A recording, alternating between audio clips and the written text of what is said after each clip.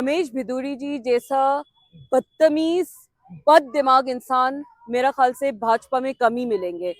वैसे तो भाजपा जानी जाती है एक महिला विरोधी, मुस्लिम विरोधी, माइनॉरिटी विरोधी, दलित विरोधी पार्टी होने के लिए, लेकिन रमेश भिदुरी जी का ये बहुत ही शॉकिंग बयान जो है वो बहुत ही मतलब अफसोसनाक है। बहुत ज्यादा इस चीज पे संज्ञान लेना चाहिए भारतीय जनता पार्टी को, क्योंकि at the end of the day आप एक इतनी इंपॉर्टेंट पोजीशन ऑफ पावर पे बैठ के इतना घटिया बयान आप कैसे दे सकते हो।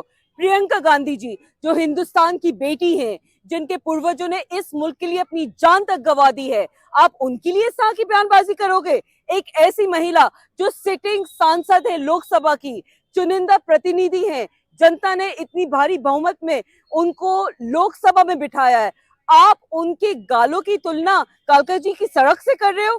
साबित क्या करना चाहते हो आप? महिलाओं के खिलाफ आप लोगों के पास बोलने के लिए कोई कमी नहीं रहती है, लेकिन जब मणिपुर में महिलाओं को बिल्कुल निर्वस्त्र करके सड़क पे ले जाया जाता है, उस वक्त आपकी जबान नहीं खुलती है। जब पहलवान बेटियों को जंतर मंतर में घसीट के यही दिल्ली की पुलिस लेके जाती है, तब आपकी जबान नहीं खुलती है।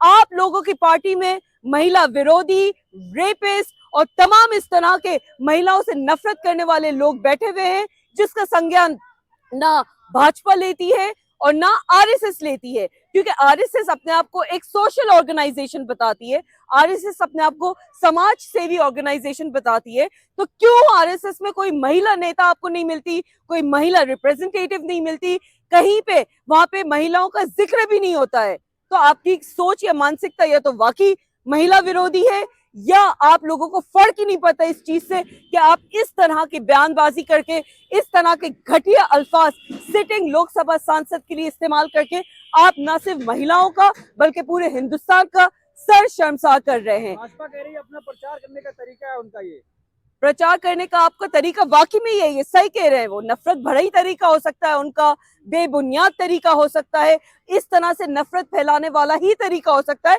क्योंकि और कोई तरीका जो ढंग का, जो कायदे का, जो डेमोक्रेटिक पार्लियामेंट्री तरीका होता है वो तो आपको आता नहीं है। ये वही भाजपा है जिनके नेताओं ने सोनिया गांधी जी के खिलाफ न जाने कितनी उल्टी सीधी घटिया बयानबाजी करी थी। उनको जर्सी गाय बोला था, उनको 50 करोड़ की गर्लफ्रेंड बोला था, और न जाने किस तरह के घटिया अल्फाज आपने सोनिया गांधी जी के लिए भी इस्तेमाल करे थे। ये वही पार्टी है जहां पे महिलाओं की कोई इज्जत नहीं है, जहां पे महिलाओं के लिए कोई सम्मान नहीं है, जहां महिलाओं के लिए सिर्फ और सिर्फ आपके दिल में नफरतबाजी है, आप एक गलत नजरिए से देखते हो। आप ये बताइए, आपने ही 33% रिजर्वेशन की जब पार्लियामेंट में बात करी थी, किसी भी चुनाव में आपने इतनी परसेंटेज की, जो 1/3 परसेंटेज है, जो कि कॉन्स्टिट्यूशनली एक तरीका है, आपने उसमें महिलाओं को इतनी सीट ही नहीं दी थी, लोकसभा चुनाव में इतने टिकट ही नहीं दिए थे, उनका रिप्रेजेंटेशन होना तो बहुत दूर की बात है। आप चाहते ही नहीं हो कि महिला सांसद में, पार्लियामेंट में आगे आए, विधानसभाओं में आगे आए, राज्यसभा की मेंबर्स बने। वो आपके लिए महिलाओं को लेके इतनी नफरत क्यों है? मैं भाजपाइयों से पूछना चाहती हूँ, अमित शाह जी, मोदी जी से पूछना चाहती हूँ कि महिलाओं को लेके आपके दिलों में इतनी नफरतें क्यों हैं? क्यों आपको महिला का सम्मान नहीं करना आता? क्यों आप महिलाओं के हुकूक की, हक की, उनके काम की कोई बात नहीं कर सकते? क्यों इतने जो आपके नेता बैक टू बैक महिला विरोधी बयान देते हैं, उनको आप पार्टी से निकालते क्यों नहीं हो? उनके खिलाफ आप कोई बयान क्यों नहीं देते हो? खुद प्रधानमंत्री नरेंद्र मोदी नारी सम्मान की बात करते हैं, आपके नारी सम्मान की बात नहीं हो रही है। सिर्फ बातें करना और उसको एक्चुअली ग्राउंड पे इम्प्लीमेंट करना दो बहुत अलग चीजें हैं। जिस मुल्क में महिला को पूजा जाता है, जिस मुल्क में महिलाओं को इतना बड़ा सम्मान दिया जाता है, जहां पे हम भारत को भारत माँ कहते हैं, भारत माता कहते हैं, वहीं पे महिलाओं के खिलाफ इतने दुर्भाग्य तरीके से उनके साथ इतनी गलत बयानबाजी होती है, इतने उनके खिलाफ इस तरह के ऐसे आप अल्फाज इस्तेमाल करते हो, जो तमाम महिला समाज के लिए एक बहुत ही अफसोसनाक चीज है, एक बहुत ही आपत्तिजनक चीज है, बहुत ही परेशान करने वाली चीज है। यही रमेश भिदुरी है जिन्होंने पार्लियामेंट में दानिश अली को, अपने साथी सांसद को गाली दी थी, क्या कहेंगे? बिल्कुल दानिश अली साहब के खिलाफ उन्होंने जो इतनी घटिया बातें कही थी, मैं तो उसको रिपीट भी नहीं करना चाहती, लेकिन आप लोग को भी पता होना चाहिए कि किस तरीके की बयानबाजी करी थी। उनको कटुआ मुल्ला और न जाने क्या उल्टी सीधी उनके खिलाफ बातें करी थी आपने। दानिश अली साहब जो इतने सीनियर मेंबर हैं, इतने सीनियर पार्लियामेंटेरियन हैं, उनके खिलाफ आप इस तरह की बात करके आप वंस अगेन साबित कर चुके हो कि आप महिला विरोधी के साथ साथ माइनॉरिटी विरोधी हो, मुस्लिम विरोधी हो। आप लोगों को मुसलमानों के होने से आपत्ति है, आप लोगों को मुसलमानों को प्लेसेस ऑफ पावर में होने से आपत्ति है। इन्हीं क्या के लगता है कार्रवाई होगी? कार्रवाई कहाँ होती है? भाजपा कुछ भी करती है, उनको पता है कि ना कोई हमें पूछेगा, ना हमारी कोई कार्रवाई होगी।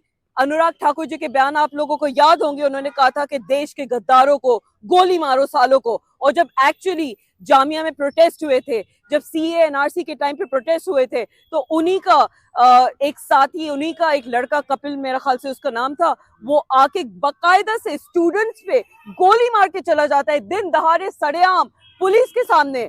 आज तक कार्रवाई हुई उस पे? इन्हीं के किसान, इनके जो नेता हैं, उत्तर प्रदेश में किसान को रौंद के चले जाते हैं, मार के चले जाते हैं, कार्रवाई हुई आज तक? इनके ही नेता बाकायदा से महिलाओं का रेप करते हैं। खुद अमित मालविया जो इनका आईटी सेल देखता है, उसके खिलाफ कितने ऐसे केसेस है, महिला विरोधी के केसेस, आज तक उसको हटाया गया? नहीं हटाया गया है। किसी तरीके से भाजपा कुछ भी करके चले जाए, उनको क्लीन चिट मिल जाती है, उनको कोई डर या खौफ नहीं है। महिलाओं के साथ साथ माइनॉरिटीज को, दलितों को आप परेशान करते हो, और सिर्फ मुस्लिम माइनॉरिटीज को नहीं, आपको क्रिश्चियन माइनॉरिटीज से भी आपत्ति है। हमने देखा हाल फिलहाल में मस्जिदों के जिस तरह से केसेस आते हैं, उसी तरह चर्चेस को या तो बिल्कुल खत्म करने के, या क्रिश्चियन फेस्टिवल सेलिब्रेट करने पे आप लोग क्रिश्चियंस को भी परेशान करते हो। मुसलमानों के तो आप घर ही बुलडोज कर देते हो, मुसलमानों को तो वैसे ही आप कुछ नहीं समझते, दलितों को आप कुछ नहीं समझते। आपकी नजर में आखिरकार इज्जत किसकी है? आप कब संवैधानिक तरीके से इस मुल्क को चलाना सीखोगे? जनता आपको नकार चुकी है, जनता लोकसभा में अपना जवाब दे चुकी है कि किस तरीके से आपके खुद के अयोध्या में आप हार गए थे, किस बुरी तरीके से। आगे आने वाले हर विधानसभा चुनाव में पब्लिक अपना जवाब जरूर देगी, जनता अपना जवाब देगी। जी, मान क्या करेंगे आप रमेश भदौड़े के खिलाफ? हम चाहते हैं कि मोदी जी, अमित शाह जी, पार्टी के जो सीनियर लीडर्स है भाजपा के, वो संज्ञान लें इस चीज का। रमेश भदौड़े जी को अभी इसी वक्त उनको निकाले भारतीय जनता पार्टी से, उनसे इस्तीफा मांगे, उनको कहें कि इस तरह के बयानबाजी की भाजपा में जगह नहीं है। और अगर बीजेपी इस तरह से नहीं करती है, अगर मोदी जी रमेश भदौड़े को नहीं निकालते, तो इससे साफ जाहिर है कि उनको कोई आपत्ति नहीं है अपने पार्टी के नेताओं का महिला विरोधी होना, माइनॉरिटी विरोधी होना, मुसलमान विरोधी होना। और आप चाहते हो कि इस तरह की जो बयानबाजी है, जिसका ना कोई सर है, ना पैर है, ना कोई सेंस बनता है, ये बयानबाजी होती रहे और इस बयानबाजी से आप नफरत फैलाते रहें।